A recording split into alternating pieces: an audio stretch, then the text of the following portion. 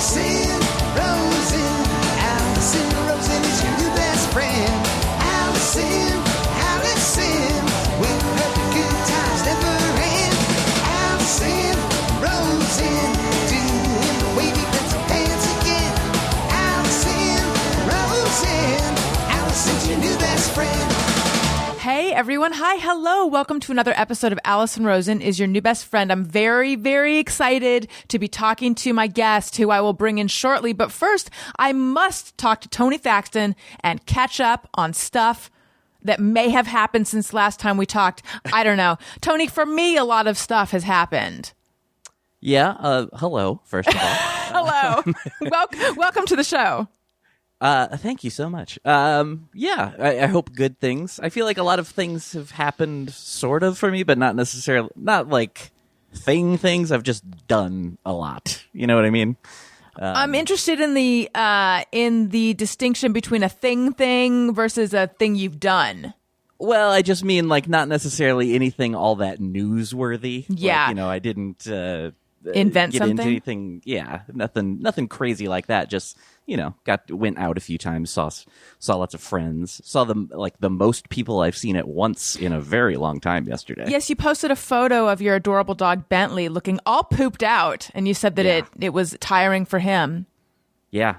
It was tiring for both of us. Like I had big plans of going out then last night because I was out in the afternoon, and then I just got home and I was like, no, I can't. I'm gonna keep easing my way back into normal life because it's suddenly exhausting. That's what I was all I want to do. That's what I was going to say. I think we can't overestimate or underestimate. We need to accurately estimate how weird it is to re-enter society. It's weird, which brings me to... Actually, I'm going to start with the less exciting thing. Tony, we talked about the millipedes in my bathroom. And when we had Bean from Kevin and Bean on the show, he let me know that he had millipedes as pets when he was young, and he doesn't see why I can't just gently lift them up and just carry them outside. And I felt shamed. I felt like a monster. I felt bad that I was thinking of massacring them via exterminator. So I did carry one outside, and then don't tell Bean, but I did have the exterminator come. And then since then, I have continued to carry them outside because they're still here. So, and also, you know what's here now too? Just an array of silverfish. I feel like, did the exterminator spray silverfish? I don't know what they did, but I've seen not one deceased insect. I've just seen more insects, but I want Bean and my millipede listeners, millipede sympathetic, and also millipede. If any millipedes are listening, my bathroom is the perimeter of the house is not a safe space, but the bathroom is a safe space. I now lift them up on a piece of toilet paper and I carry them outside, and I think, I hope Bean is happy. Yeah, you're nicer than me. I think I don't know that I would go through all that. Although let me propose. Have you been shamed by Bean? I think you would. Yeah, I don't know. If you're carrying them outside and then you're still seeing them in the bathroom, let me propose. You put them in like some sort of box or something, and then like drive across town with it, and then release it there and see if they come back. I have wondered: did I carry two outside, or did I carry one who's persistent? And came back. Like I don't know the same ones. I don't know the name. Okay, and then the other thing. Remember I told you Mary Lynn Rice Cub invited me to coffee or a walk. It was my big, like, oh my God, I'm actually going to become friends with her. It wasn't just a bit on the show. Mm-hmm. We had our coffee date. Ooh. Now, Daniel told me he doesn't think I should talk about it on the show because he thinks it comes off as thirsty. And I don't disagree, but look. The way this works is you befriend me, you befriend all of us. So I must bring the listeners along and let them know that it's really happened. We got coffee. We sat outside. I went inside to put cream in my coffee. I forgot to put my mask on. They instantly were like, do you have a mask? And then I felt weird and bad, and I wanted them to know I believe in masks. I just forgot, but also I'm vaccinated. I'm not an anti-masker. But anyway, I feel like we might become real friends, and thirsty or not, it's happening. That's exciting. Thank you. As we said, it's not easy to make friends as an adult. So I understand. It's my second friend in like 4 years. There you go. Possibly fewer in more. I don't know. And you went to a birthday party and it was exhausting. Yes, actually, I just in my head added the word birthday in the email because I got there. It was our past guest and friend Jeff Dutton, and I got there and I'm like, "Hey, happy birthday!" And he's like, "It's not my birthday." It's like, "Oh, did I just add that word in the?" Apparently, I did. Yeah, because here's why. Because otherwise, why is everyone getting together to hang out in a park? I think you need a reason. I think right now that reason is we're vaccinated. Let's do something. I get that, but still, I feel like it makes sense that it would be a birthday. Yeah. Interesting. So a non-birthday hang. Yeah, it was nice though. It was, while exhausting, I had a real nice time. Good. So my friend Tim Kalpakis was there. I love our friend Tim Kalpakis. Yeah. But I think Tim Kalpakis' wife is in Hawaii. Is that happening? Oh, I don't know. She was not with him. I can confirm she was not there. But I bet, because I think she might be in Hawaii. This is based just on her social media, though. It's neither here nor there. I think it is time for us to get to the main event, the reason we're all here. Very excited to welcome back to the show comedian, actor, writer, producer, host of the very popular Netflix show, The Wedding Coach. She also wrote a book called Ridiculous. She played Allie on Crashing and was a writer on Crashing. And also, she's a writer for Ted Lasso. It is returning to the show. This is now her third appearance, Jamie Lee. Ooh. Oh my goodness. Great to be back. Welcome So happy back. to see you guys. Yeah, this is so fun. Good to see you too. The last time you were on, so you were on in 2012 and then maybe 2018 or 19. That feels right. Yeah. Yeah. And we were marveling at how long it had been. So I'm glad that we've like narrowed the gaps here. Me too. But you were in development for The Wedding Coach. And you couldn't was even, I? you couldn't even say, you had cast the couples. You were talking about that. Oh, uh-huh. You were talking about how it's the same casting people as Queer Eye, and that made you feel good because you didn't want it to be like a crazy reality show. Yes. That's true. You couldn't say where it was going to be airing, but you said it was a streaming service. Oh, that's right. I remember this now. Yeah. Yeah. I had to be like very cagey, and there are not that many streaming services. At least at that time, there were like even less. So yeah, I'm sure people sort of deduced what I was talking about. But look, here we are now, and it exists. It is on our televisions. People are watching it. People are loving it. How's it feel? It feels great. I mean, it's a little surreal because this show in particular, like we filmed it before the pandemic, and it really was a hard production, just logistically. You know, we had to cast the different couples, and also I had never made a reality show before, and that in and of itself is like just a really sort of bizarre thing to be a part of and like watch come together in some really great ways. Like, I come from a scripted television background, and like you really can't script reality. Like you can try to like beat out how something is going to go and like come up with some kind of loose outline, but like so many things come up in the moment that change the course of like everything you thought the episode was going to look like. And I think it was a really good lesson for me in terms of like just relinquishing control, because I think in scripted you have a lot of control, and then like in reality you have kind of none. And so for me, I was like flipping out the whole fucking time we were making it, like truly just like losing my mind, because I didn't understand that like this is sort of an organic thing that just does come together in editing. You just have to like have some patience and some faith. And so, yeah, this is just a very long-winded way of saying that the fact that it's out on Netflix now, I'm like, I cannot believe it. Like, it finally happened, because it was delayed. They didn't want to post it.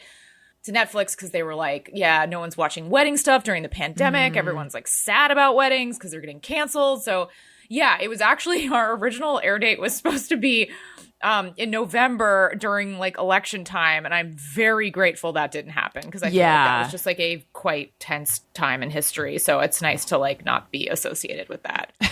Right. Yeah. So let's explain it for people who might not be familiar. But if you're not Totally. familiar, go check it out because it is very, it's funny and it's very watchable. Like it's so well done. You can like, you'll sit down and then you'll like 6 episodes, which the whole season just went by. It's very, Yeah, it's it like flies. It it's a does fly. confection. And I mean that as a compliment. It's brain candy. No. I totally agree. And I think everyone has such short attention spans these days. Like it's nice to make something where you're like, I promise, like you can handle it. Like whatever is going on in your life, you can fit this in. Like it takes up no brain space. Right. It's very feel good and heartwarming. But so anyway, you meet with couples who are in the process of planning their weddings, and you kind of help guide them to through the planning, and then sort of help with any issues that come up, and issues always come up. And then you're there at the wedding, and then you have a helper with you, be it an actor or a comedian. And yeah, that's the show. That is the show. Yeah. I kind of went in when I pitched it. I was like, oh, I kind of want it to be like Queer Eye, but for weddings, with definitely like more of a blatant comedy bent to it, because most of my plus ones, as we call them on the show, are comedians. But yeah, I think the comedians are actually like a really good group of people to send into a wedding because we're so opinionated, and I think we have like a heightened ability with observation to a degree. And I think that's like the kind of people you need to surround yourself with when you're going through something as emotional or stressful as wedding planning. I think it's just like nice to have people who have like eyes in like the backs of their heads and sides of their heads. And like, we're just always like looking for things to pick apart. And it's like kind of refreshing to have that person around you when you feel like you can't really be that person because you're supposed to just be like enjoying it, best time of your life. Like, you know, it's nice to have someone who's like, okay, come on, but like, let's cut the shit. Right. I famously, to some people, my family at least, I did not have. If you had attended I had a very small wedding. If you had the people who attended the wedding had. Not that anyone ever like bitches about a wedding, but they were like, "Oh my god, that was like the most beautiful." You know, it really No, sweet. people do bitch about weddings. That sounds, I bet it was special. Yeah, Small's amazing. Small's awesome. It was really sweet and beautiful and meaningful, and my husband had the best time, and I love him so much, and I'm so glad I'm married to him. The way it all felt for me emotionally, not the like actual vows part, but the leading up to it, and family stuff and drama and stuff with the vendors, and like I had a very unpleasant experience. Sure. It was As very do most. I cried quite a bit after. Same.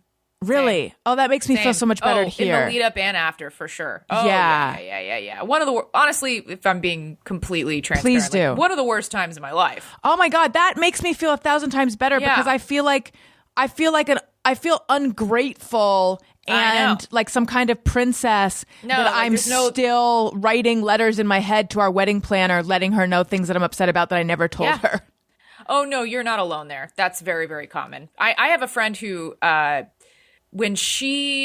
when her wedding ended, she didn't really talk to me or any of her bridesmaids. Yeah, so like no one could get a hold of her.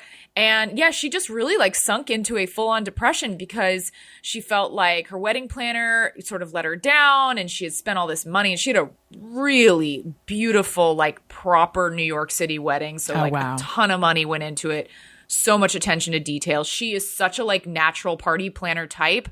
So she had such a clear vision for what she was going for. And so I do think her expectations were really high. And I think she was setting herself up to fail to a degree. But like the fact that she just kind of stopped talking to people in her life because of her wedding, like that shit is real. So why then do we do it? I'm kind of left with that question. Like, I know what you mean. Because on the other side of it, I never heard anyone say anything negative about weddings before the actual wedding. But on the other side of it, I've heard from other people of like, yeah, there was lots of things that upset me about mine. Like, why do we do this to ourselves?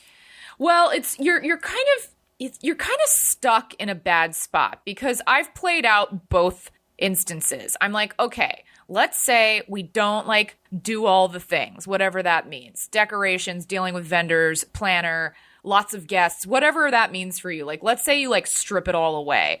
Well, then even when you're stripping it away, planning goes into properly stripping something away. Yeah. So like you're kind of stuck in this place where you're like, I could plan a lot for a small thing, or I could plan for a thing that accommodates like more people in my life, and then everyone's together, and then it kind of takes on this like family reunion vibe, which sounds really great because then you kind of get like a 2-for-1, like you see everybody and you get married. Like it's just there's really no great option, and I think that's what's tough. And unless you properly go to Vegas and like do the like Elvis thing, which there's probably shit you have to deal with there. Who even knows? Maybe that book's up years in advance and it's a pain in the ass to like get a spot there. I don't know. Because we kept ours so small, I think a lot of people's feelings were hurt. And that's something that's like, it's like I've got like the rings of regret. And that's like the second ring of regret is like, oh, was it worth it? No. Like we should have, whatever. Getting into the weeds of that. Hard. But now why were you depressed after your wedding? Well, I don't think I was depressed immediately after, but I think that some of the wounds sort of have like carried on with me in ways that I just didn't expect. Like I kind of thought that I think the narrative was always, well, you're going to deal with a lot of turmoil in the lead up, but then after the day comes, everything melts away and you won't even think about it. And that's not really true. I think for me, it was more like, oh, wow, I'm kind of blindsided by these like pops of resentment that I just was told wouldn't happen. And I'm like, but they did happen. So yeah, I think that it wasn't so much a full on depression as it was just like, oh yeah, like I was lied to. Like that's actually not true. You do hang on to things that happened during your wedding process. Yeah. What about you? Oh, why was I depressed after? I was hurt by the way I was treated by some of my family. Sure. And I didn't realize how much I had placed humongous expectations on them. And we had like a best man and a maid of honor, but we didn't have a bridal party because it was so small. And because I don't know if other people, I mean, actually the very top of the show, I was talking about making a new friend. Something about getting married in my late 30s, I just felt like I don't know who my quote unquote girls are that I would choose. Sure, of course. I feel disconnected from people, from friends in a way. Sure. And so I had, a couple of my closest friends there, but I don't know, something about doing it became I know what you mean. another factor to figure out who do we include in this wedding party. You also have to like rank your people and be like, do they see me the way I see them? Are they as close to me as it's like, it just is so uncomfortable. All of that is so uncomfortable. Even when you're a bride in your 20s, it's like, oh man, here we go. I have to I have to come up with like a hierarchy of who I care about the most. Like, it's just so gross. So I ended up feeling very lonely getting ready and lonely. I was like dealing with some family drama and I didn't feel like I had support. And I know that my sister hearing this would be very hurt because she was trying her best, but it's like, it's complicated. But I just felt very hurt and alone. And then to walk down the aisle with all that kind of churning was just tough. And I think afterwards, it's just sort of like my feelings were just hurt. Yeah. And I didn't know, but my feelings were hurt, but I also I feel like this is out of proportion to what happened. So why can I not let this go? And I felt like in that regard, I felt like a disappointment to my husband because he had a great day and it was very special to him. I mean, not of course, but that's not surprising to me. And so here he is like, this is supposed to be the time of our lives and you're just crying all the time. And I'm like, I know, I don't know it's fine. So I very much relate to that. thank you. Yeah, that's really tough. But was any of this triggering? So anyway, given all my wedding stuff, Daniel was marveling at my ability to watch this show and not be triggered, because I kind of avoid wedding content. But I was like, I think I'm past. Either I'm past it, or this show is just so well done that I really wasn't triggered at all. Good. Were you triggered at all in making it? Yeah. Oh God, yeah, truly, constantly. Yeah, definitely. I mean, I also think that the hard spot that I was in was in my heart of hearts, like when because I've dealt with 6 very different types of weddings, people who were in different situations, different cultural backgrounds. Like it was pretty diverse, like emotionally, physically. Like it was just everyone's experience was just very different. And the one commonality was that at every wedding that I had to help with, I did have this feeling of like, why are we doing this? Why are they doing this? Why is anyone doing this? It's not that I'm anti-commitment. I'm not anti-marriage. I just was like, there's something so flawed here that I'm feeling this way at every single wedding. I'm like, so interesting. And it's so hard when you're there trying to be supportive. This is a really important time to them. They've spent so much money. Like, I really just wanted to be like, what can I do for you? But in the back of my mind, I wanted to give the advice of like maybe you shouldn't do it. Don't go through this save your relationship. Don't. And we did have one couple who ended up not getting married, but I wanted to give that advice for kind of my anti-wedding advice, but then I'm like, well, Jamie, you're making a fucking wedding show. Like, so it's this weird thing where I was trying to be as diplomatic as possible, but also be honest and candid and say the things no one's going to say. But also you can't say so much that you're like scaring the people you're trying to help, Right. And I think that was hard for me, is like, what is that line between making sure you're authentic and like making sure that you're helping these people in a real way, but also like not weighing in so hard that it becomes about you. Right. Right. It's like, I think about this though. I think if someone had said to me, you know what, just elope, you'll be happier, I was already so emotionally and financially invested. I would have been like, no, I have to have this experience for myself to realize that. I wouldn't have believed them. Same. My mom at one point was like, what are you doing this for? Like, who is this for? Or do you even want to do this? And I was like, yes, I do. Really just like, it's what you're saying. I was like, I have to go through this. Like at this point, the train has left the station and I am on that train and I can't get off for many, many, many stops. What you were saying earlier about the difference between reality and scripted, and how you just kind of had to like, you were freaking out the whole time, but you had to just let things happen. A moment that I think is so funny, the episode with John Gabris. Love that episode. Wait, is it the John Gabris one? I think it is. Okay. But at the very end of it, when you're like, no, I'm the only one who talks to camera. I was like, stop it. No one, stop talking to camera. Yeah, we were so drunk at that wedding. It was crazy. So much drinking happening and making reality TV. It's like people literally are coming up to you, giving you drinks at all times. So I'm curious. I'm curious about the actual process from finding the people who want to have their wedding filmed to like, were they actually interviewed in their own homes, because they all live in sparse, stylish homes? And then like, what are the actual weddings like with a crew there? Yeah, that's a great question. I think that, the interviews happen, the one where they're just talking to camera, that happens without me. Like we have a producer who just gets all the information out of them. And then I on separate days go in and actually like help them with planning and emotional support and all those things.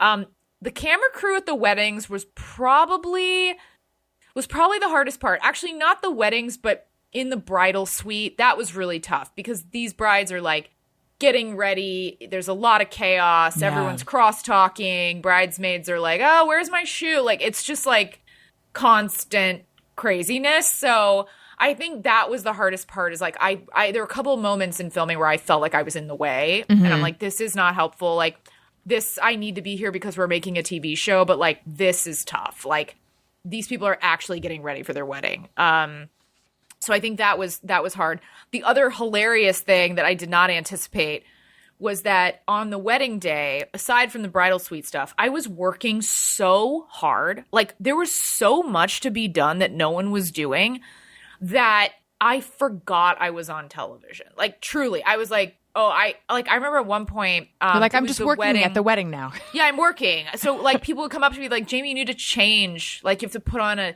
dress now. And I'm like, I have to what? Like, get the fuck out of my way. Like, I have things to do. So it was funny in that way because I'm like, oh, I'm actually very invested and immersed in this, which I do think came through in the show, which I'm happy about. But like, it really was the facts. Like, I mean, there were certain moments where like stuff was really about to fall apart, and I was like, literally, no one else is handling this. Like, I think that I am an actual wedding planner, like the family and stuff. And I'm like, no, I'm not. I'm just like this person who like comes in and like tries to shoulder some of the burden, whatever that may be, but like, I'm not an official anything. So I was kind of thrown into these like positions of authority because I think they just go like, oh, Netflix is here and Jamie's here. So that's fine. So everyone just give her all the things to do because we're just here to hang out. And I'm right. like, oh, okay. Yeah, no problem. And I was there for that reason, but there were definitely some moments where I was like, I almost missed the wedding because I was so focused on like fixing stuff up until the last minute. And in terms of shooting the actual ceremony, like, yeah, does the ceremony from start to finish go as it normally would, or are there reshoots of things? It does. No. So you guys just like fly on the wall. Yes, 100%. We set up pretty early. They get the whole wedding. I mean, they really filmed the entire thing. Even some of the weddings were longer, and they filmed it start to finish. Yeah. Yeah. The Nigerian wedding was so crazy and cool. I loved that wedding. I mean, it was like a performance. It was a performance. Incredible. No, that was one of the coolest things I've done because yeah, they enter dancing and they're dancing like right in front of you. And it's like so emotional. Like Gabrus and I were like teary-eyed watching it. It was like, it's the way I think a lot of people sometimes get emotional when they like see a musical or something. Yes. Like there's just something like all of your senses are being played to. It's just like music and action and dancing and emotion. And like, it was fully that. I was like, I had chills from like how emotional I felt just watching people dance into a wedding. It was very funny. I'm someone who tears up at musicals, and I've never quite understood why. You think that's what it is? It's all the senses being engaged at once? It's like just this pure emotion or something. Yes. I don't know. Yes. I'm sure there's like a very quick answer to what it is, but that's what I always attributed it to. I was like, it's just because like everything is being played to right now. Yeah. You know what won't make you cry? Please note my excellent segue.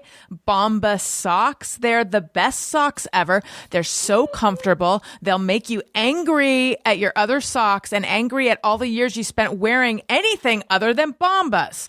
Lots of things can make your workouts hard. Extra resistance, double speed, one more mile. Your socks shouldn't, though. That's why Bombas performance socks are built to be nothing but comfortable and supportive. That's what Jamie and I are. Oh my God. We're comfortable and supportive people.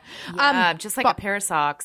Bombas performance socks have taken all the amazing innovations that make Bombas the most comfortable socks you've ever worn and added their special Hex Tech performance technology. They are stitched with special moisture wicking yarn and temperature regulating vents that allow cool air to flow in and prevent overheating. They come with a pillow-like tab to save you from blisters. Stay up technology. That's what my little kids have. A special arch hugging. The arch hugging system is my favorite thing. I swear, slip on a pair of these socks, the way they hug your feet. They're so comfortable. You'll be angry at your other socks. And like all their socks, for every pair of Bombas performance socks you buy, they donate a pair to someone in need. They've donated over 45 million pairs so far. Go to bombas.com/bestfriend today and get 20% off your first order. That's Bombas, BOMBAS.com/bestfriend for 20% off. Bombas.com/bestfriend. And I also want to tell you guys about BetterHelp. Alison Rosen is your new best friend is sponsored by BetterHelp Online Therapy. In May's Mental Health Awareness Month and throughout June, Alison Rosen is your new best friend is proud to join the cause of destigmatizing therapy. I feel like part of my life's goal is to destigmatize therapy. I am such a huge fan over here. It's like my it has saved me in many ways. Yeah, and I love it. BetterHelp is great.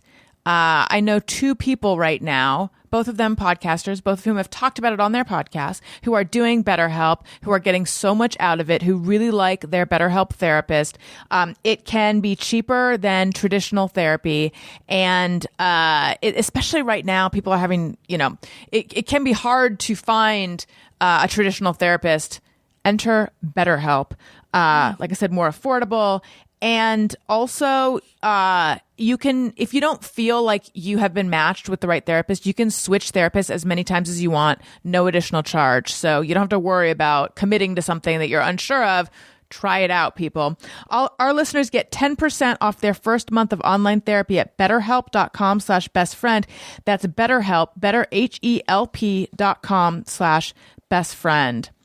Okay. So, back to the wedding coach. I'm wondering how involved were you in editing, producing, casting, like all the things? Yeah. As involved as I guess I could be. I mean, the casting, it's interesting with the casting. I definitely watched a bunch of casting videos, but there's so many factors that played into who got chosen. A lot of it had to do with like, what is our production period and does their wedding fall within that? Or is it like one wedding's here, another wedding's next year? Like there were certain weddings that I wanted to attend and I was like, they actually just don't line up with when we're shooting. So that's why we had to rule them out. Another part of it is like background checks. Like there was one couple we were really interested in. And yeah, I mean, it was just, there was some stuff in the bride's past where I was like, legally, like we actually, like, Netflix will not approve them. So that was another thing that I learned. I was like, oh, apparently some of this is like fully out of our control. So it really had to do with like making sure the weddings felt different enough, making sure the problems were clear enough that they needed help with, making sure the problems were not like the same problem in 2 episodes. And just also making sure they looked different. Like I didn't want to have like 2 sort of like backyardy, DIY type weddings. Like I wanted it to feel like everyone's doing something different. So I don't know how much you can say about this, but I'm dying to know like what kinds of things would take someone out of the running in their background check. Well, one person in particular had been married before to someone who was part of a pretty like famous criminal case. So like was like accused of lots of terrible things. So she had been or he had been, or both. It was wait, sorry. Did I say sorry, I'm getting confused. It was a dude. Oh, okay. It was a dude who was being considered, and his ex-wife was very problematic. For some, she was like part of a pretty like well-known trial, like kind of a big case that like has been in the news and stuff. She was being accused of like lots of terrible things. So so that was like, and it was sad because he's like getting remarried, you know? And so it's like, he's like, no, I'm not associated with that anymore. But it's like, well, actually, like you kind of are, like in terms of what Netflix is willing to, accept as a liability. Like this just, we can't do this. So so they got ruled out. Because of potential litigation, or just people would associate, it would make people think of this? I think it was both. I think it was both. I think it was like they don't want to be associated. They don't want our show to be associated with that at all. Got it. Yeah. Got it. Yeah. And It's then interesting. there was another one. Oh, sorry, go ahead. Well, I was just going to say, like, they do a ton of true crime, but I get that they want to keep this separated. But they're like, we don't want this to be a true crime. Yeah. That makes sense. And it also was such an interesting story, and it was a bummer because if we had used them, I would have wanted to talk about it. And like, whoa, wow, what a, second time's a charm. Like that first time sounded really rough. So I'd love to hear about it. There was also another one where it was like this hilarious wedding. It was like everything was winter themed and they were going to have ice dancers and like ice sculptures. And like, it was just super over the top. The girl was like a beauty queen.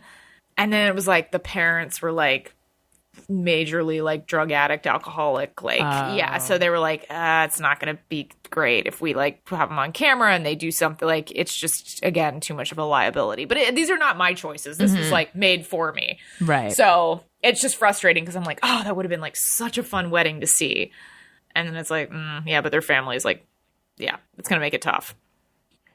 Ice capades, drunk parents. I know. I'm like, come on. Also, that's it. That was hard for me too because I'm like, but it's real. Like, yeah, totally. This is real. Like, that's the point of the show. And yeah, it's funny how like you want to showcase certain things, and then everyone else is like, no, like you think that's what you want to showcase, but it's actually not. And I'm like, okay, like I guess, I had to make some concessions, and obviously, I really had no choice in the matter. They were forces above me being like, no.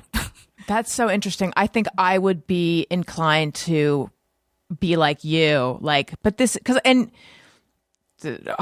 weird tangent, but I mean, did you, I know that there were drug problems in your family of origin, right? We've talked about that before.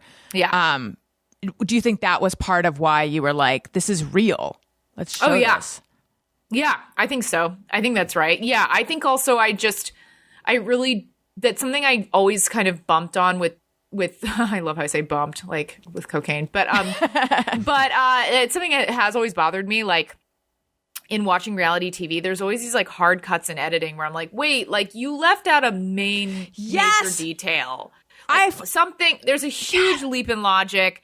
I'm not sure why I'm supposed to suspend belief and not focus on that, but that's all I can think about. Same. So I really don't like that. And I was really trying to like not do that with this show. Sometimes like with Bravo shows, I wonder, is part of the appeal this like nonsensical jumping around thing?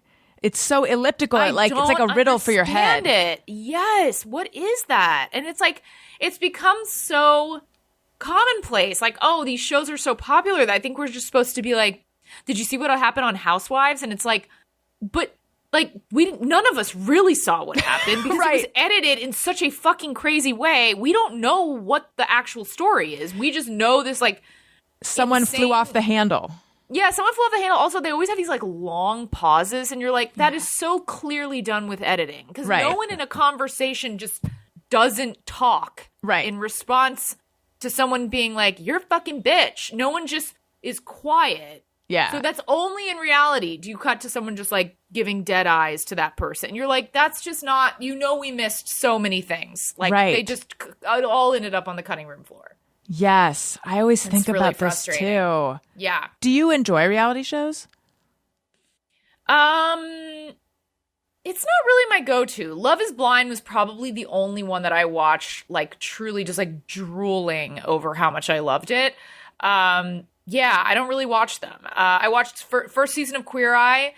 When that premiered, I was like, this is amazing. Like, they're doing something with reality TV that I have not seen before. And, like, it made me really curious in trying to pursue the unscripted space. Because I was like, I feel like there's an opportunity here that would be like really great if done correctly. And yeah, but I'm not like a big like 90 Day Fiance. I do like that show, but I don't just like pop on reality TV. I never watch Bravo. Like, yeah, not really. I think in my 20s I watched it more. What about you?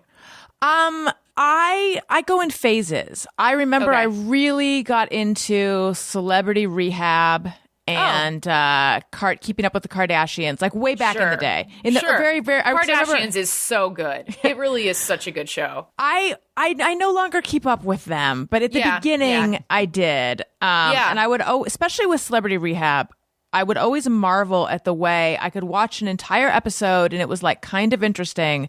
But then in the last 2 minutes, I'm like, oh my God, I have to know what's going to happen next or I will simply die. Like it was just magically edited. So that would have been probably in the early to mid 2000s, I think. Cause I remember I had just started my blog. It was at the time it was my blog. Now it has been transformed into my website, but I was writing about those shows on there. And then a little bit Real Housewives of New York. Same. When that first came on, I was very into it. I got very into Vanderpump Rules. Did you ever watch that one? No, I never really watched it. It's really, I mean, good is a weird, yes, it's really watchable. I really enjoyed that. Then I stopped. Then I got back into that. And then what else? During the pandemic, I got into Below Deck. Oh, yeah, that's the one I keep hearing about. I feel like people really love Below Deck. I had heard about it a lot, and I don't know what I thought. I thought it was going to be like Real Housewives on a ship or something, and it's really not. Especially the first season reminds me sort of Road Rules at the beginning. Like, it really is, it doesn't gin up drama. At the beginning, it didn't. It really is following the experience of these people who work on a chartered yacht. So it is like a whole different world. I really enjoyed that. That's kind of interesting. Yeah, I feel like I saw like one episode of that, and I remember being like, "Oh, I could get into this." Yeah, especially because that's a world that I just don't know anything about yachts or yacht culture, yacht staff. Like, I think it would be kind of cool to have a window into that world a little bit. Same. I liked that too. It was like, it wasn't just people hanging out being bitchy. Right. Oh, speaking of, I also enjoy The Hills. Sure. But it was like watching people actually have a skill. And like the chef is very, very funny, and the chef changes, but at the beginning. But speaking of really good TV shows and TV shows that I watched during the pandemic, Ted Lasso. Yeah. Oh, yay! You're a writer on. What has that been like? And are you guys working on the next season? Right now we are shooting the second season, so we've written the second season, and it's almost done shooting. I think that we go back for the third season in August is what I'm being told. It's been amazing. I mean, that first season when we were writing it, it was like the best job I had ever had. I mean, it really was like the best group of people. Bill Lawrence is such an excellent boss, and like I'm just so in awe of the way he conducts a room, and he just keeps the morale really high, and he just makes everyone treat each other like adults, and like it's just a really like healthy place to work, which I feel like, it's funny, I've heard of these shows that people love, and then you hear like, oh, wow, it's shocking that it turned out so great considering like the whole staff fucking hates each other. You hear these stories.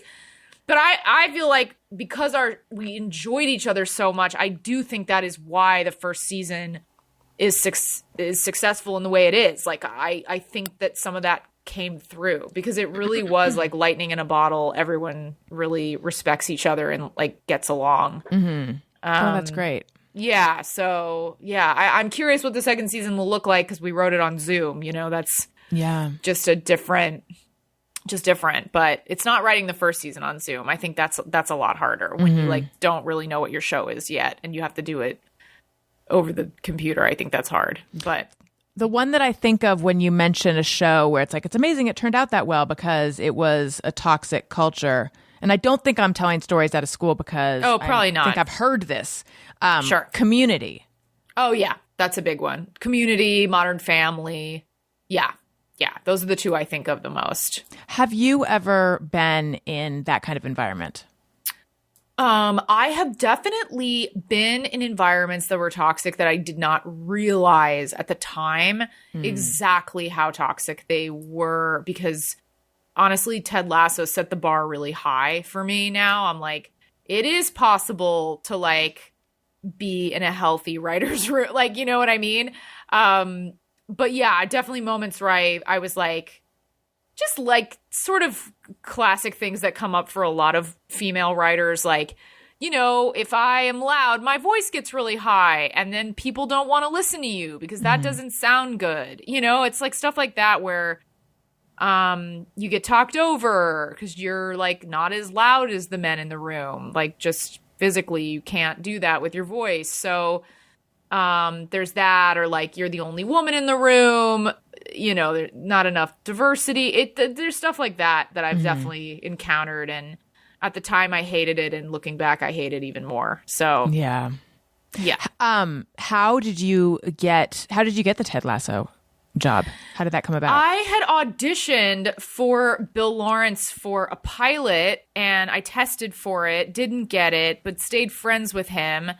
And then he pulled me in to meet with Jason when they were interviewing writers, and I went in kind of like, I definitely was like excited to be meeting on it, but I didn't know anything about Apple at the time. This was like, I think maybe the morning show was on, maybe the morning show hadn't even premiered yet.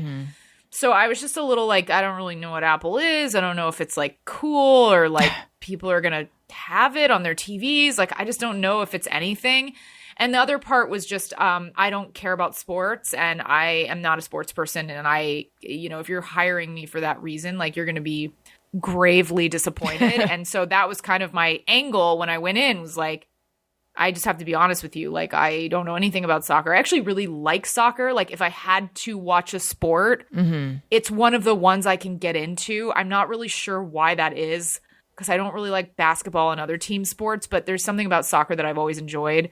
So yeah, but I was just like, I'll help with like interpersonal relationships. And I'm definitely like the rom-com girl. I can really like lean into that, developing those relationships and the female characters and stuff. But I won't be able to add any value on the soccer front. And then they were like, oh, don't worry, we have like 2 people on staff who know everything you need to know about soccer. And I was like, well, great. And then I didn't hear anything for a while, and then I found out I was getting an offer, and I was like, okay, cool. Like, I thought that Bill was so awesome. I thought Jason was so awesome, but I really knew nothing about the project. Like, I kind of just went in being like, this could be fun. And then it ended up being such a great job that I almost didn't care if the show was going to be good. I was like, this is just such a healthy working environment that I love coming to work every day. Like, it's so rare to feel that way. And yeah, and then it ended up being this like huge success, and that's just very surprising to me. Like, you don't know that when you're making it. Like, right. I mean, maybe there are shows where people are like, we're on to something, guys. Like, I don't know how you can have that kind of confidence that early before anything's aired. So you auditioned for Bill Lawrence as an actor, though, right? As an actor. But then he brought you in as a writer. So how did he, that's so cool that he knew that you have this, that you're a writer as well. Yes. Yeah. He knew, because he knew I wrote on Crashing and acted on Crashing. And so he just brought me in. He was like, I think he also knew my stand-up a little bit. So I think he was just kind of like, I know he really loves stand-up. So I think he was really supportive in that way. And that's not true. Not all a lot of the writers on staff are performers as well. So he seems to understand that and foster that. I'm sure there are people who don't want to hire writer performers because they're like, ugh, like, are they going to try to get on the show? Like, you know, that kind of thing. But yeah, he's definitely very understanding of like people having multiple passions within sort of like the comedy umbrella. Oh, that's really cool. You know what else I'm passionate about? What? Having a really healthy, good-looking lawn, Jamie. Oh, that's okay. I love that segue. Look, the last thing talk about lawns, people. The last thing anyone needs is another complicated or toxic lawn product. Sunday is more than just a lawn care product. It is a custom lawn care plan with a variety of ways to help you grow a beautiful lawn, control weeds, and remove pests. They take out all the guesswork and unwanted chemicals so you can grow a beautiful lawn that's better for people, pets, and the planet. Jamie, you're in New York, so I know this doesn't quite apply to you there, but it might apply to you in Los Angeles. You go on their website, you type in your address, they pull up like where you are, what your soil is like, and they're dialed in. They know. But then you send them a soil sample. I don't own a shovel. I'm not a handy gardening person, even though Sunday makes it look like I am. So I took a tablespoon, put the soil in a bag, sent it back to them. They sent me all the stuff I need. Again, I'm not I don't have it's a like green 23 in soil. Yes, it really is. I know who my lawn's relatives are. No, but so anyway, you just hook it onto your hose. My lawn is Jewish. Yeah. You hook it onto your hose, spray the stuff. It's so easy. I can do it. And then your lawn looks beautiful. It's so great. Let Sunday take the guesswork out of growing a greener, more beautiful lawn this spring. Visit getsunday.com/Alison to get $20 off your custom lawn plan at checkout. That's $20 off your custom plan at getsunday.com/Alison. Again, that's getsunday.com/Alison. Okay. I think now would be a time to tell you guys that I'm on Patreon, patreon.com/Alison Rosen. Weekly bonus episodes, Zoom parties. There's a level where there's a new reward I've introduced where you can text me and I will text you. We can be texting buddies. And I've been doing it for a couple weeks now. It is super fun. I hope everyone who is at that level is enjoying it as well. I think they are. The feedback I'm getting is pretty good. Patreon.com/Alison Rosen. And if you want a deal, you can sign up for an annual subscription. You get 12 months for the price of 10, so 2 months free. Okay, I think we should do Just Me or Everyone. Love it. Sometimes I ponder on something I have thought or done. Is it just me or everyone? All right, Jamie, you said you had a Just Me or Everyone, right? Yes. Okay, here is my, is it me or is it just is it just me or is it everyone? Great. Okay, I know how to play. Is it just me or is it normal to like have a running list of very strange baby names even though I don't have kids, but I'm like obsessed with coming up with what I would name my children? I think that's not just you. Yeah. I think that's not just you. I always had tons of names. And then when it came time to actually my problem was I always had girl names. I always gravitated. I only have that. I have girl names, but a lot of my girl names are gender neutral, but I do only have girl names. Okay. I don't, no offense to boys, but yeah, I'm not. I mean, I'm just telling you. I don't have those names. I'm not superstitious. I don't believe in anything. But if you do that, you're telling the universe you're just going to have a boy. Yeah, because I have two boys, never got to use my girl names. Okay. Wow. Okay. Yeah, I don't think that's just you, but I don't know. Okay. Tony, do you do this? I don't do that. Okay. Well, I mean, it's a thing that's crossed my mind here and there. Like maybe it, but yeah, I wouldn't say I keep a list or anything like that. But I've definitely heard of people doing that. I love like I want my kid to have the weirdest name. Like, you know how people always made fun of like Gwyneth Paltrow for naming her kid Apple? I was like, oh, I'm like, I live for it. I live for Apple. I live for Moses. I live for Blue Ivy. Like, I love coming up with like crazy baby names. So, or whatever that, I don't know if they're crazy, but unusual. Baby names. So you're going through with you're going to give them a name that no one has ever heard of. Oh yeah. No, it's going to be weird. Yeah. I'm not really sure where it comes from. I just have this. You know what I think it is? It's because Jamie Lee is actually a very common name. Mm-hmm. I've been told that my whole life. So I think there's part of me that's like, I'm going to come up with a name that is like so Googleable.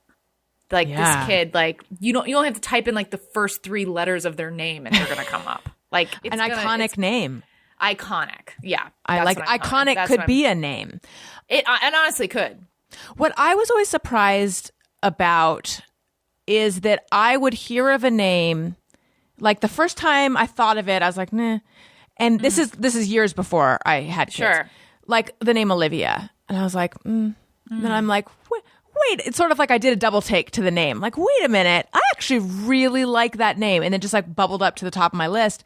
Sure. And I think for people who had kids around when I did, that name is one of the most popular. Oh, yeah. So you think, or like Evelyn. It's like Evelyn or Eve. I really like Ava. Name. I like those names. Love an Evelyn. Yeah, it's very popular. Eleanor is very popular. Yep, that was my grandmother's name. Yes, all these names. This is how much none of us are unique, except for your child, who's going to be just a force to reckon with.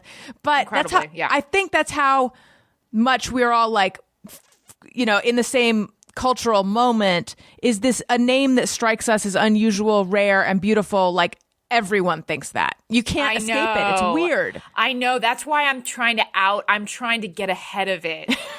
I'm doing all my due diligence to make sure that I'm actually picking names that like are not popular. That's smart. That's what I'm on to right now. I think if you did like a Jennifer, Kathy, that would be Marcy, then you're unique because those are yesteryear names. Yes, totally. Yeah, if my kid was just named like Sarah, they'd be like, whoa. Mic drop. Do you want to have kids?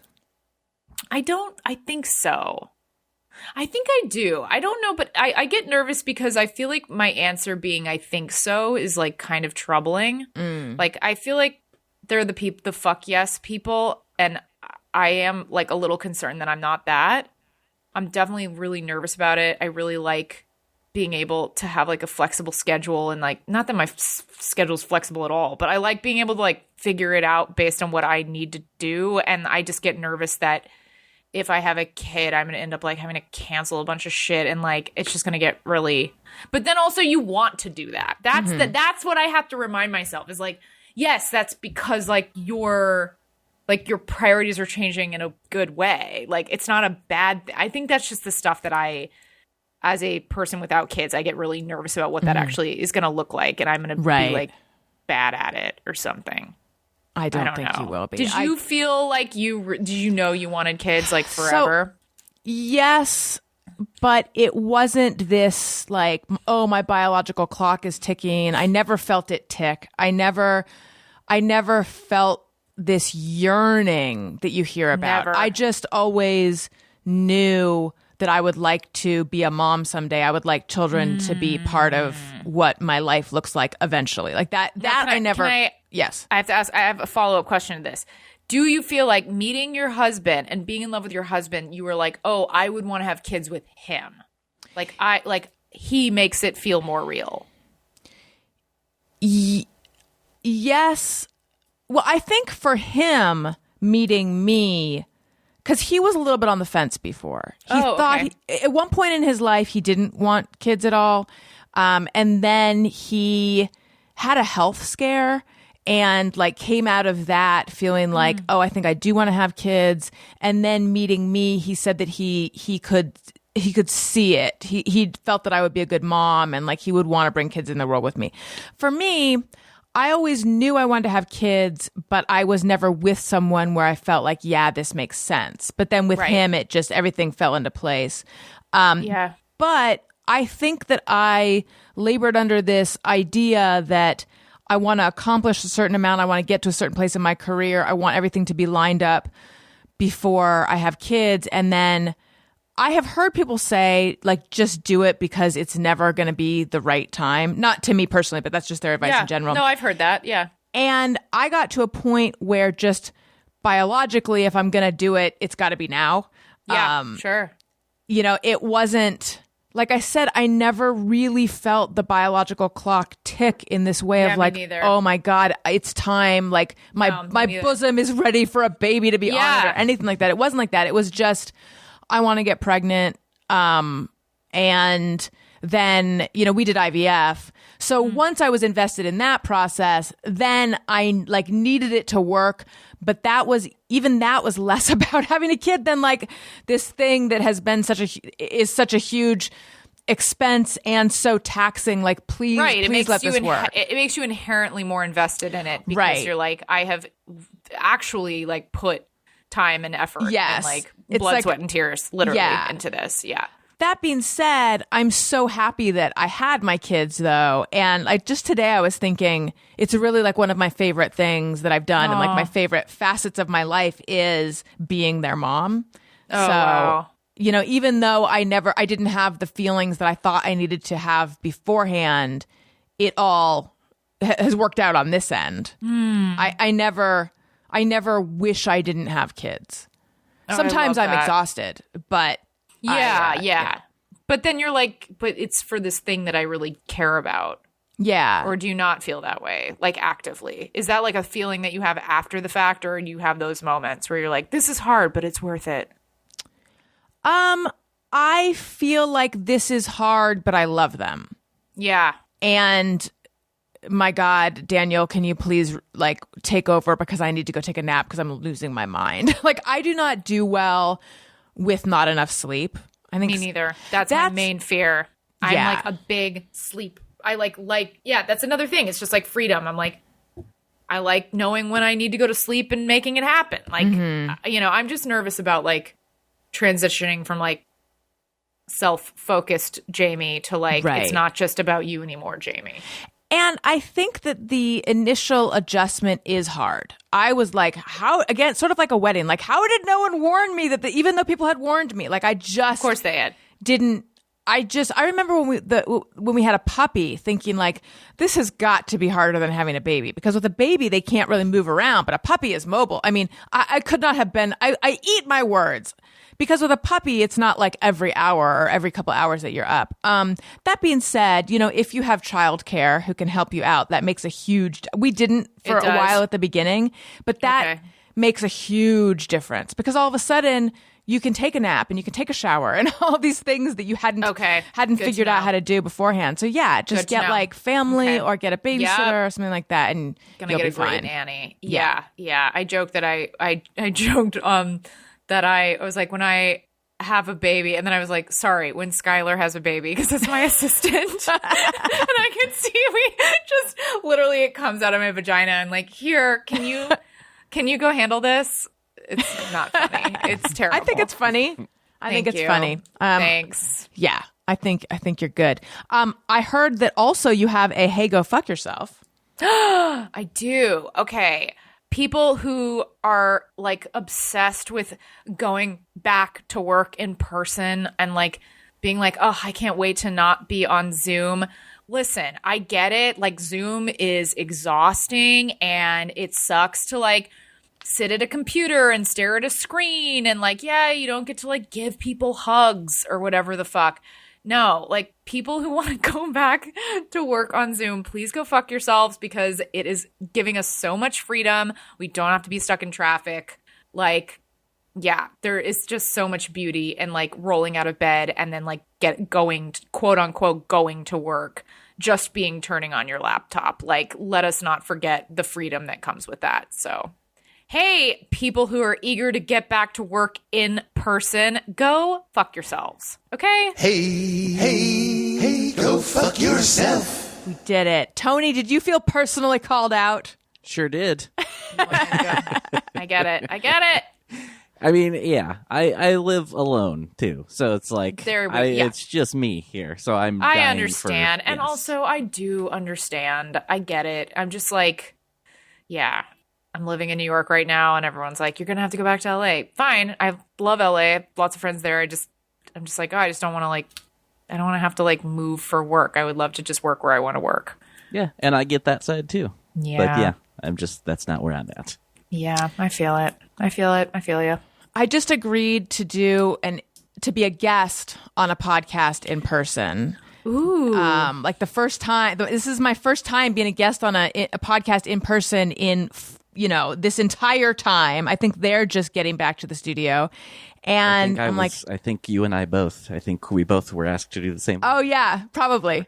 And I'm like, oh man, what am I going to wear? Like, I barely have clothes to wear outside. I mean, I have them, but I just haven't put them on in so long. No, I know what you mean. You know, I've pretty much just been relying on being presentable from like, you know. Yeah, the collarbone up. Yeah. Yes. Yeah, and same. as someone who has a problematic derriere, actually my butt's fine. It's the thigh. It's someone I'm pear-shaped. So I have kind of enjoyed just having the top of the pear be the focus. No, but the bottom of the pear is the tastiest part of the pear. You're right. It's the juiciest down there. No one wants the stem. Speaking of all of body stuff, I have to say, I was re-listening to our most recent episode, and the fact that your grandma and your aunt, like the three-way conversation, did a three-way conversation when you were in high school to ask you what was up with all the weight you were gaining. Yep. Like, I wanted to fucking die listening to that, and then like listening to that was the reaction I had on the episode as well. I feel so bad for you. That's so cruel. Yeah. It was so cruel. Yeah.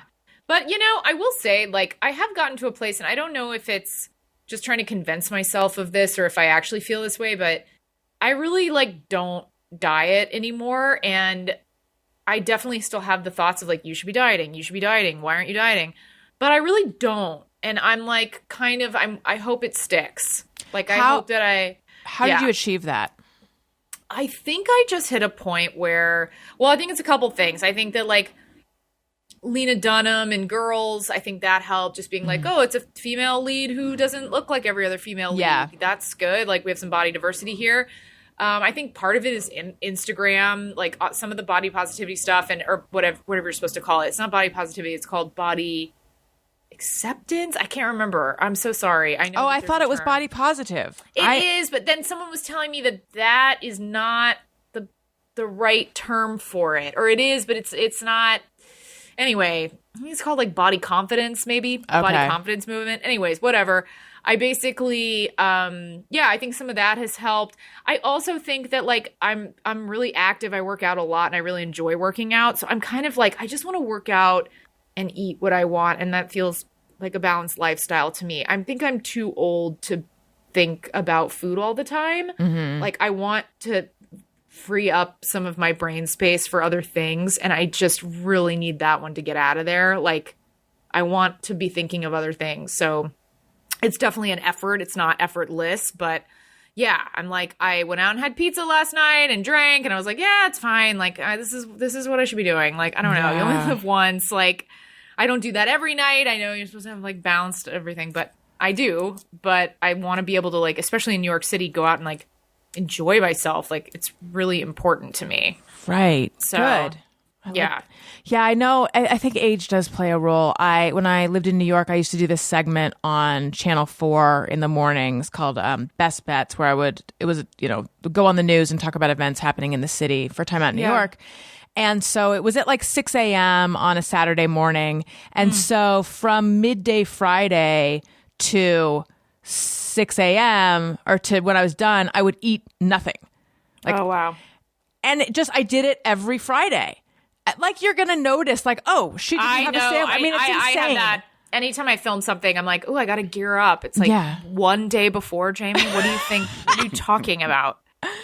I don't think in the same way that I can't take a red eye anymore. I mean, I could, but I don't want to. Like, I don't think I could do that anymore. No, I think it's also making that choice to just honor yourself and be like, I'm not a red eye person. Yeah, sure, we could all do, but no, I don't. I feel the same way. There's certain things that like happened in my 20s and I'm now triggered by them in my 30s and I'm like, I can't do it anymore. Yeah. All right. And then lastly, we have a couple questions that listeners have sent in on Patreon. Cool.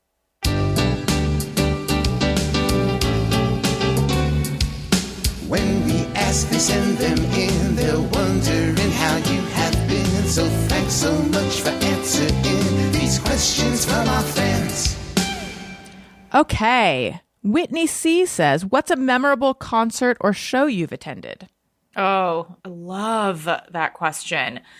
A memorable concert or show. I mean, probably the most memorable for me was when I was in high school. I went to see this band called Rocket from the Crypt, and the venue that I was at, it was actually my parents' venue. They had a problem because my parents were in the music business. They had a problem with their dance hall license. And so one of the people who worked at the club came out on stage in front of like the whole crowd and was like, the band is going to come on. You cannot move. Like you have to just stand there because we have a problem with our dance hall license. And if you literally move your body like you are dancing, you will be thrown out. And I was like, this is a joke, right? And then no, like the band came out and we just had to like stand there like pencils, like just straight don't like tap your foot to the beat, don't move. Like you just have to watch the show. And That's it was so weird. So insane. Yeah, it was insane. So was it that very miserable? memorable.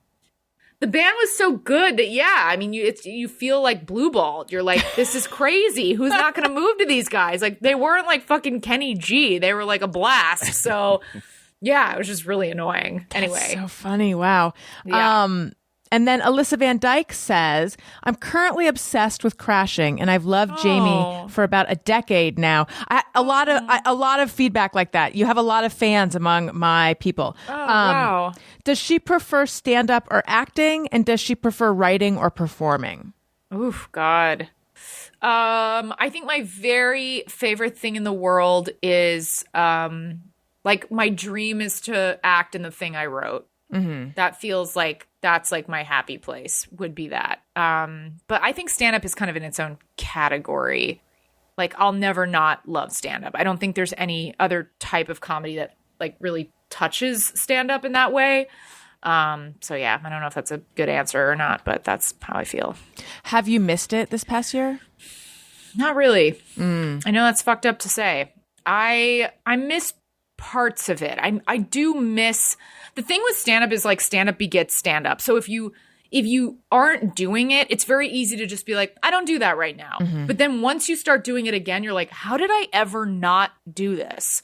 And I miss the social element of it. I also miss like working on jokes and thinking in those terms. But I think for the most part, it freed up some time to think about other things that I wanted to do still within comedy. So there's, I think that I sort of learned that about myself during the pandemic. Like, I really like trying to I just like want to make a TV show and get it made, hopefully. So those are the things that I'm like, I'm interested in. And I wrote a movie I'm trying to get made. Cool. Like, there's stuff like that. So I'm like, I think that this has sort of allowed me to think about some of that stuff in a real way. Because there was no alternative. It was like, that was all you could really think about. Are you disciplined as a writer? Like, I mean, or rather what I mean to say is like, do you write at the same time every day? Do you have a structure? No. I have very little structure, but I just get it done. The thing that's cool about living in New York right now is that LA doesn't open until 1 p.m. New York time. Mm-hmm. So I can really use my mornings to like dick around real hard, go on walks, maybe go to the gym for a little bit, drink a coffee. Like, I can just kind of like ease into my day. And then like 1 to like 8 p.m. I feel like is like the window zone where it's like everyone's up, you know? And I kind of like that. It's almost like you get 2 days in one day, which has been really nice. Is New York unsafe feeling? I had Mark Norman on the show a while ago. He was saying that it was really rough. It had gotten really rough in the pandemic. And I was surprised in the pandemic, yes. That's what I mean, Now it was really bad at first. Now it's like great. I can't even envision that because, you know, I lived there for many years and it was safe the whole time I was there. And so, of course, I heard stories of how it used to be, but I never experienced it being rough. Like, what was it like? Well, I wasn't here for like the March, April. Okay. That like the onset of the pandemic. I got here in December, so the end of 2020. So I don't know. I feel like it was better here than it was in LA because it really surged in LA. Yeah. Corona. But yeah, I don't know. Now it's like everyone's kind of like out in the streets rejoicing like everyone's in a musical. So I'm loving it. And the weather got really nice. So yeah. Oh, yeah. Well, tell New York I say hi. I miss it so much. I will. I'll tell them you say what up. I want to remind you guys that I am an Amazon. You might not know it because I like to play it cool, but I'm an Amazon influencer. I have an Amazon store. You can shop my podcasting gear, my makeup, my skincare stuff for the home. I've got a corner, Daniel's Corner, where I put items that he uses in it that are embarrassing, but he does use them. Beano, saline spray, Breathe Right strips. I got stuff, I've got my recommendations for kids. And to get to to peruse that, go to amazon.com/shop/Alison Rosen. Again, amazon.com/shop/Alison Rosen. And if you like what you're hearing, please make sure to subscribe, follow, leave a nice comment, tell your friends, etc. And follow me on social media at Alison Rosen on Twitter and Instagram. Jamie, thank you so much for coming on the show. I know scheduling this was a little hard, so thank you so much for making time to do this. Thank you guys for being so nice and accommodating to make it happen. I love this show, so it's great to see you both. Thank you. Tell everyone where they can find you. Plug anything you'd like to plug. Yeah. Well, I have a show on Netflix called The Wedding Coach. It is available right now. All 6 episodes are up on Netflix. Wherever you live in the world, you can access it. And you can follow me on Instagram at ReallyJamieLee and on Twitter at TheJamieLee. Wonderful. Tony? Twitter and Instagram at Tony Thaxton. My podcast, Bizarre Albums, every Tuesday. And the Motion City Soundtrack tour tickets are now on sale for 2022. So come on out and see us. Let's see if fingers crossed that they actually happen. That's right. The tour that is taking Tony away from me, but that's okay. Just for a little bit. I know. Just for a little bit. It's just temporary. Thank you so much, Jamie. Listeners, thank you for listening. Yeah, thank you so much. I love you. You matter. Goodbye. Hey, do you know about the Alison Rosen show? We had a good time, but now we gotta go.